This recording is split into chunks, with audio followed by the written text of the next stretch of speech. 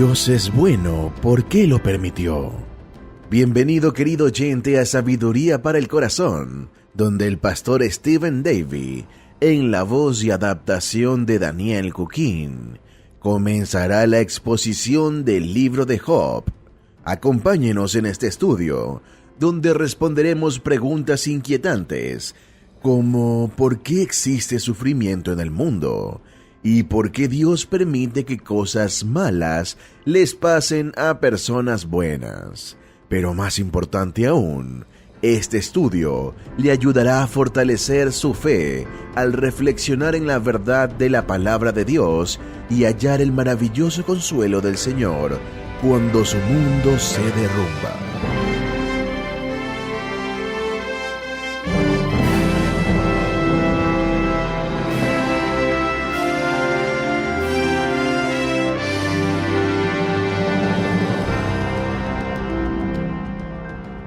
Hay varios libros que he estado leyendo últimamente que comienzan con palabras como las siguientes: la vida es difícil.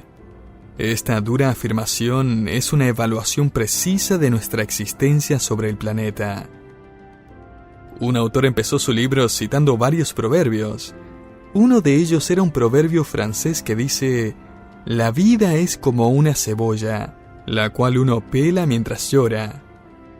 Las primeras palabras en su libro dicen: la vida y las dificultades van de la mano. Estas típicamente aparecen como una tormenta que se va intensificando gradualmente. Otro libro que estaba leyendo hace poco comienza con las palabras: la vida está llena de sufrimiento. Y para este momento probablemente esté pensando: pero qué deprimente, ¿por qué mejor no lee algo un poco más positivo? Bueno, todos estos son libros cristianos. Son comentarios y devocionales escritos por teólogos y pastores evangélicos que lidiaron con el gran dilema de vivir en un mundo lleno de problemas y que a su vez está controlado por Dios. Todos ellos tratan de responder a la pregunta: ¿por qué los hijos de Dios tienen problemas?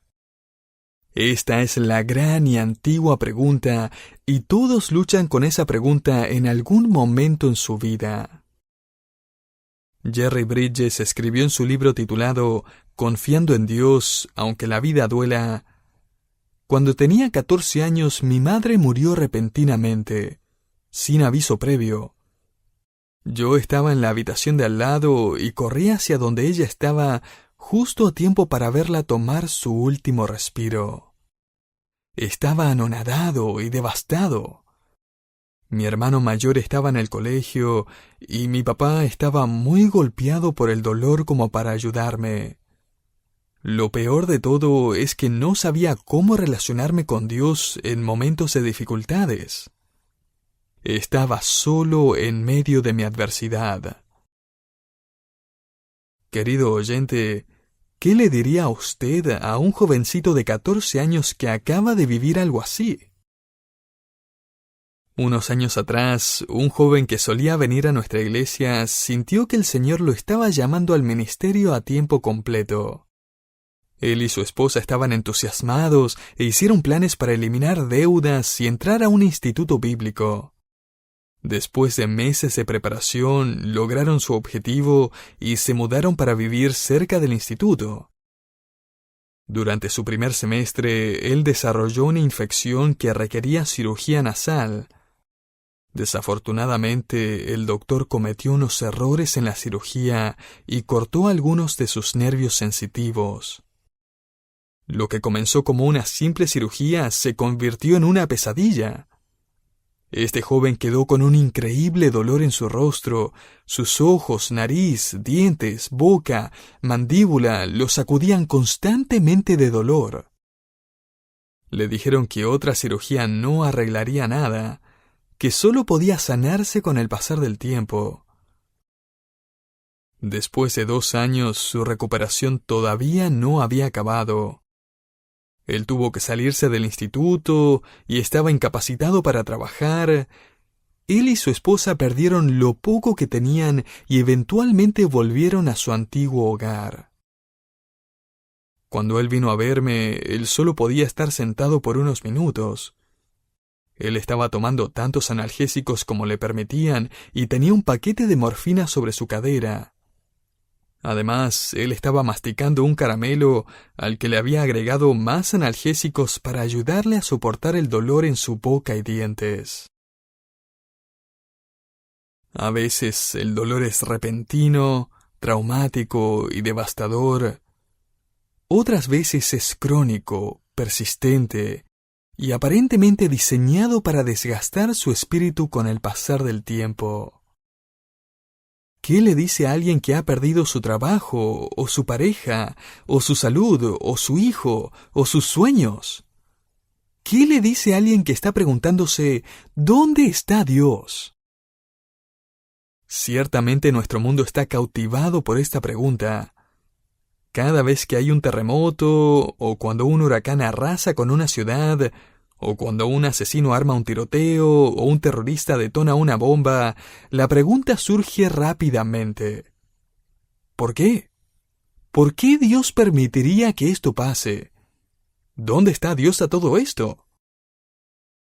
Algunos escritores tratan de responder al problema del sufrimiento simplemente al decir que Dios no existe, así que Él no puede ayudarnos. Elie Wiesel, el ganador del Premio Nobel de la Paz en 1986, es uno de esos escritores. Su biografía titulada Noche ha vendido cientos de miles de copias. En su libro, Elie describe su sufrimiento como un joven judío en el campo de concentración de Auschwitz. Recientemente leí el libro. La vida de Elie en manos de los nazis, quienes odiaban a los judíos con un odio diabólico, fue realmente trágica. Pero sin embargo, más trágico fue el hecho de que mientras estaba en el campo de concentración, parado bajo el cuerpo de un niño judío que acababa de ser ahorcado y se encontraba todavía colgando de la soga, él se convenció de que Dios estaba muerto. Elie se refugió en el ateísmo práctico, que dice que no hay posibilidad de que Dios exista porque hay sufrimiento en este mundo. Otro libro famoso, escrito por Harold Kushner, intentó responder el dilema de la maldad del mundo y la existencia de Dios. Su libro, también un éxito de ventas, es titulado Cuando a la gente buena le pasan cosas malas. Tengo una copia de este libro en mi biblioteca y lo he leído casi por completo. En su libro, Kushner ofrece una respuesta que aparenta ser mejor a la que Dios está muerto, pero que en realidad no es mucho mejor. Al final, de hecho, el lector termina con el mismo desconsuelo, confusión y duda. Kushner escribe que Dios existe y que Él es muy amoroso, pero que Él no es soberano. Él escribe: Dios quiere que los justos vivan vidas felices, pero es muy difícil, incluso para Dios, mantener la crueldad y el caos lejos de las vidas de sus víctimas inocentes. La respuesta de Kushner no fue ateísmo, pero fue una versión de Dios que es igualmente vacía.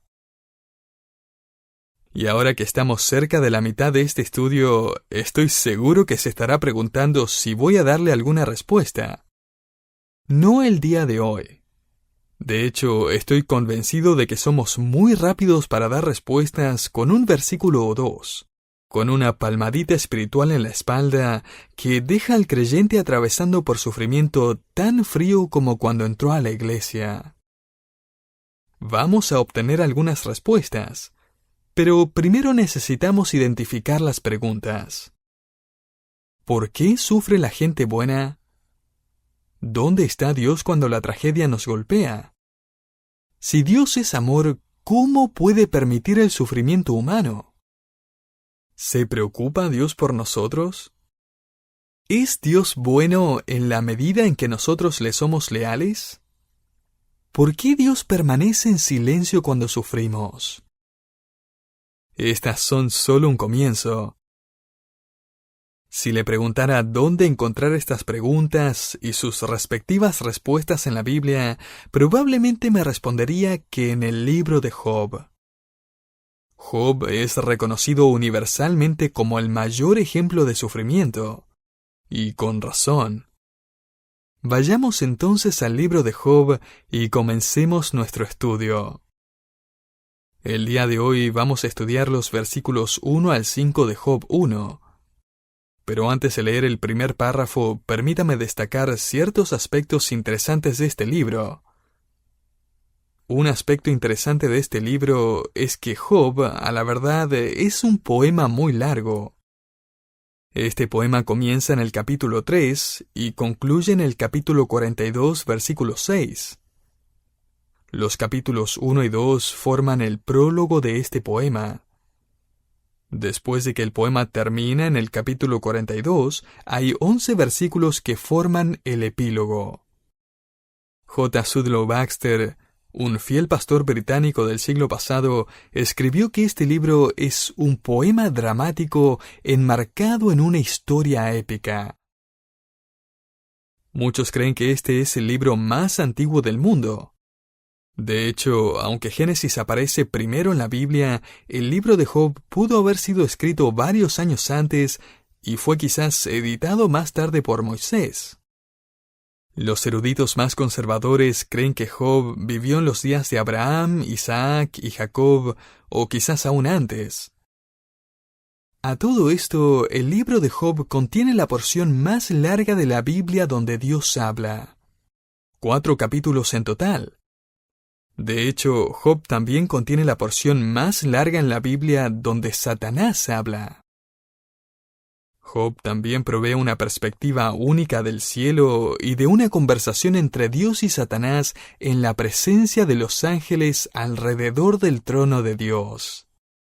Cada vez que lo leo me deja sorprendido. Piénselo, el libro que no solo es el más antiguo de la Biblia, sino que quizás también el libro más antiguo del mundo que ha sido preservado hasta el día de hoy, es un libro que trata con el tema que todo el mundo todavía quiere entender. Este es el tema del sufrimiento y la perseverancia en la vida. Comencemos entonces con Job 1:1. Hubo en tierra de Uz un varón llamado Job. Al leer esta frase, podríamos cuestionarnos si la historia de Job es verdad. La frase «hubo un hombre en la tierra de Uz» suena como «había una vez un mago en la tierra de Oz». Job no era el mago de Oz, pero sí fue el sabio hombre de Uz. Uz era un lugar de verdad. El nombre Uz aparece por primera vez en la Biblia en Génesis 10:23. Y es el nombre del nieto de Sem, o sea, el bisnieto de Noé. La tierra de Uz, la cual probablemente nombraron en honor a este bisnieto de Noé, se encontraba en la región sureña del Mar Muerto, que más tarde llegó a ser conocida como Edom. Y querido oyente, si alguna vez existieron dudas entre los judíos de que Job fue un hombre de verdad, el profeta Ezequiel lo dejó en claro cuando mencionó a Daniel, Noé y Job como hombres igualmente piadosos y justos. Ezequiel 14:14. Ahora, mientras comienza el libro de Job, Dios quiere remover toda duda no solo de que Job existió, en un tiempo real, en una tierra de verdad, con hijos de verdad y con una esposa y amigos y posesiones de verdad, sino que Dios quiere que sepamos que Job vivía una vida ejemplar, la cual todos esperarían que Dios bendijera enormemente. Es como si Dios quisiera que no nos quede la menor duda de que Job va a sufrir inmerecidamente. Si alguien alguna vez tuvo el derecho de decir, la vida es injusta, ese habría sido Job. Quiero darles 6 palabras que caracterizan la vida de Job. Estas preparan el escenario para el impactante desarrollo de su inimaginable sufrimiento. La primera palabra es justo. Note Job 1:1. Y era este hombre perfecto. Esta palabra no significa que Job nunca había pecado. Lo que hace esta palabra es enfatizar su integridad. De hecho, este adjetivo aparece 2 veces más en Job, una vez cuando Dios está elogiando a Job delante de Satanás en el capítulo 2, versículo 3, y la segunda vez cuando la esposa de Job le pregunta, ¿aún retienes tu integridad? Capítulo 2, versículo 9. La segunda palabra que caracteriza a Job es la palabra genuino. En Job 1:1 también leemos que Job era un hombre recto. Esta es la palabra hebrea yashar, que habla de un comportamiento ético. Y el punto es que Job no era una persona el sábado y otra en el trabajo.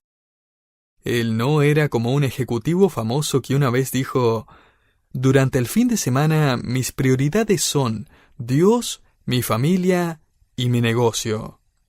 Pero cuando llego a la oficina el lunes en la mañana, el orden se revierte a mi negocio, mi familia y finalmente Dios». El profeta Isaías usó esta palabra yashar para referirse a un camino recto, un camino nivelado. No había nada torcido, fraudulento o deshonesto en Job. Él era un hombre de palabra y la gente lo sabía. Él era justo, él era genuino, y en tercer lugar, Job era reverente. Job 1:1 agrega que Job era un hombre temeroso de Dios. Esta frase trae a la mente la imagen de una persona inclinándose ante un rey. En el Antiguo Testamento, el concepto de temer a Dios significaba tener a Dios en la más alta estima, tomarlo en serio, honrarlo por quien es, obedecer sus palabras. Se refiere a estar en asombro ante su presencia, respetándolo y reverenciándolo. En otras palabras, Job no tomaba a Dios a la ligera. Y piensa en esto, querido oyente. Tantas veces tratamos a Dios como si Él no fuera realmente importante. Tratamos su palabra con ligereza, tomamos sus mandamientos casualmente, y hacemos todo esto hasta que empezamos a sufrir, hasta que llegan los problemas, hasta que el dolor entra a nuestra vida sin invitación. Y luego queremos reverenciarlo. Luego le quitamos el polvo a la Biblia y volvemos a orar. Lo realmente interesante que descubrimos acerca de Job es que él era temeroso de Dios antes de que aparecieran los problemas. Él no daba por hecho la bondad de Dios. Él no necesitaba una prueba para ponerlo de rodillas.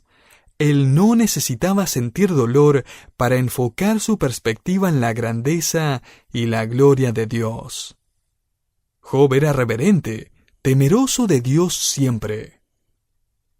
Una forma en que reverenciamos a Dios se encuentra en la siguiente palabra que caracteriza a Job. Él era resistente. Job 1:1 concluye contándonos que Job estaba continuamente apartándose del mal. Así no es como actúa el mundo. Cuando alguien tiene dinero y poder, experimenta con el pecado. Pueden salirse con las suyas, tienen conexiones, pueden meter algunas cosas bajo la alfombra. Todos dicen, bueno, él es el dueño, es su compañía, ese es su negocio, su empresa. Pero no era así con Job. Entre más tenía y entre más poderoso era, más se preocupaba de no pecar contra Dios. Job era justo, genuino, reverente, resistente, y ahora se nos da a conocer sus propiedades, donde descubrimos que él era increíblemente adinerado. En Job 1 del 2 al 3 leemos de la riqueza de Job. Y le nacieron 7 hijos y 3 hijas. Su hacienda era 7,000 ovejas, 3,000 camellos, 500 yuntas de bueyes, 500 asnas y muchísimos criados. Y era aquel varón más grande que todos los orientales. Esta era una rara combinación. Un hombre que era ambos adinerado y piadoso. Un hombre que tenía tesoros en el cielo y al mismo tiempo disfrutaba tesoros en la tierra. Se nos dice en el versículo 3 que él era el varón más grande en todo el oriente.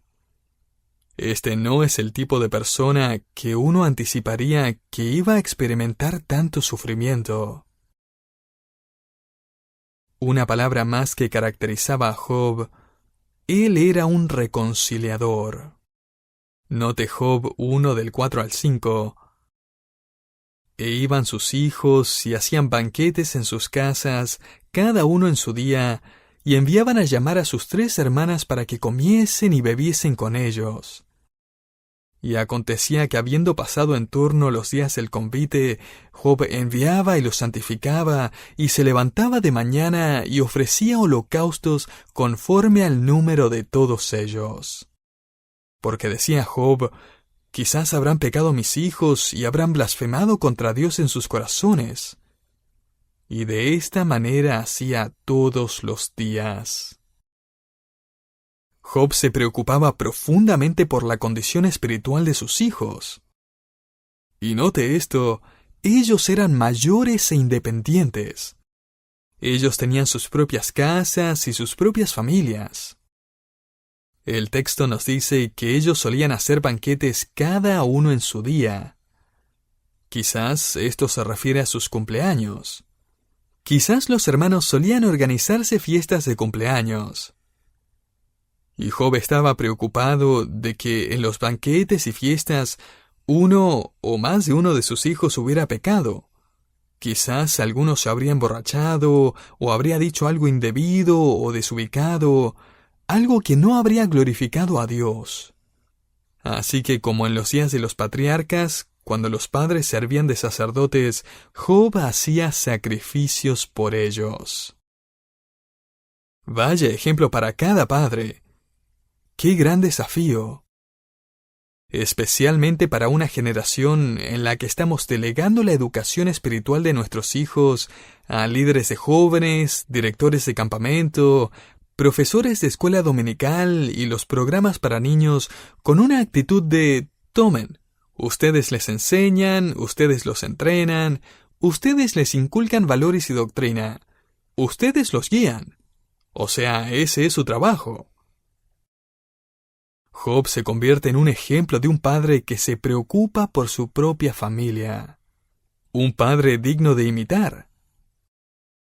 Job era justo, genuino, reverente, resistente, adinerado y reconciliador.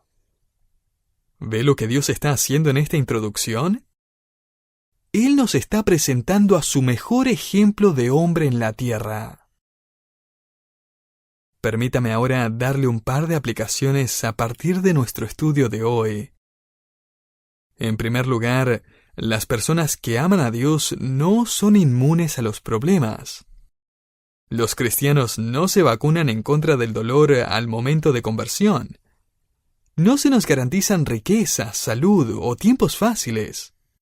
Los que enseñan esas mentiras también van a experimentar dolor y sufrimiento en algún momento. Aquellos que aman a Dios no son inmunes a los problemas. Todos probablemente estemos de acuerdo con este principio, así que permítame decirlo en otras palabras. Número 2. Las personas piadosas no están exentas de problemas. Y la razón por la que esto es algo difícil de aceptar es porque parece tan injusto. Quizás usted está pasando por esto ahora mismo.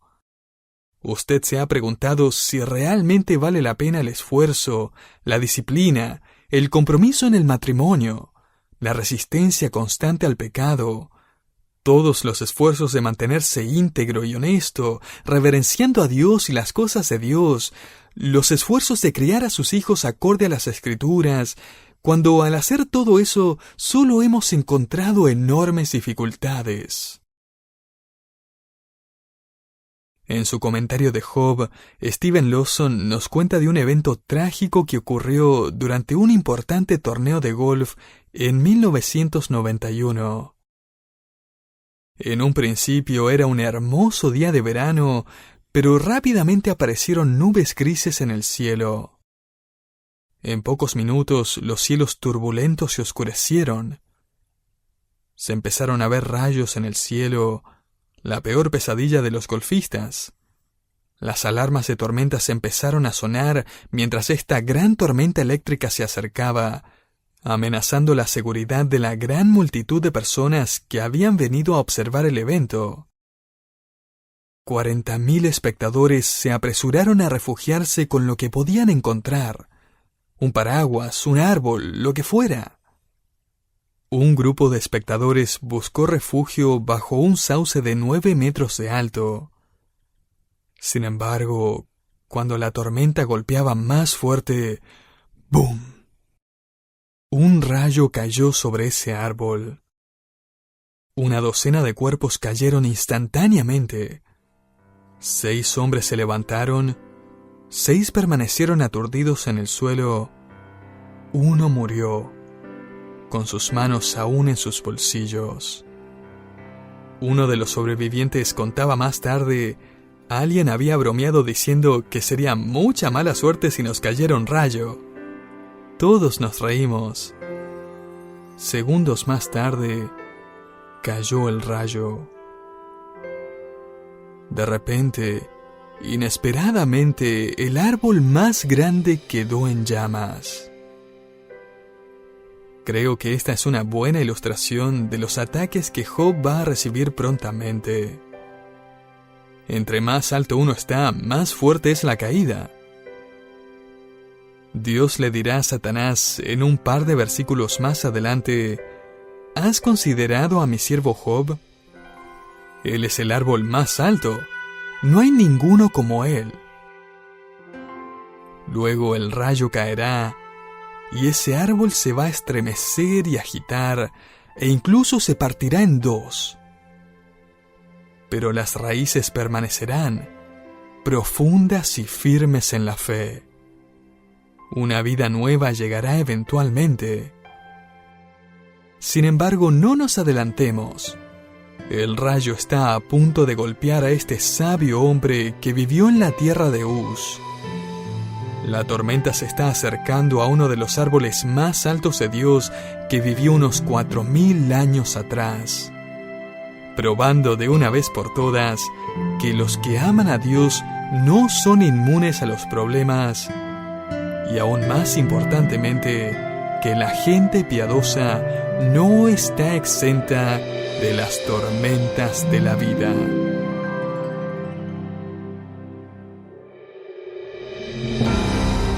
Muchas gracias por habernos acompañado en Sabiduría para el Corazón. Si usted quisiera saber más acerca de este ministerio, o si quiere escuchar este programa nuevamente, le invitamos a que visite nuestra página de internet, sabiduriaespanol.org. También le invitamos a contactarse con nosotros a través del correo electrónico info@sabiduriaespanol.org. Sabiduría para el Corazón es un ministerio que se sustenta gracias a las donaciones de sus oyentes. Sus ofrendas de amor hacen posible que, por la gracia de Dios, sigamos tocando las vidas de miles de personas con la exposición fiel de la palabra del Señor. Hasta entonces, que el Señor le bendiga y nos encontramos en nuestro próximo programa, en Sabiduría para el Corazón.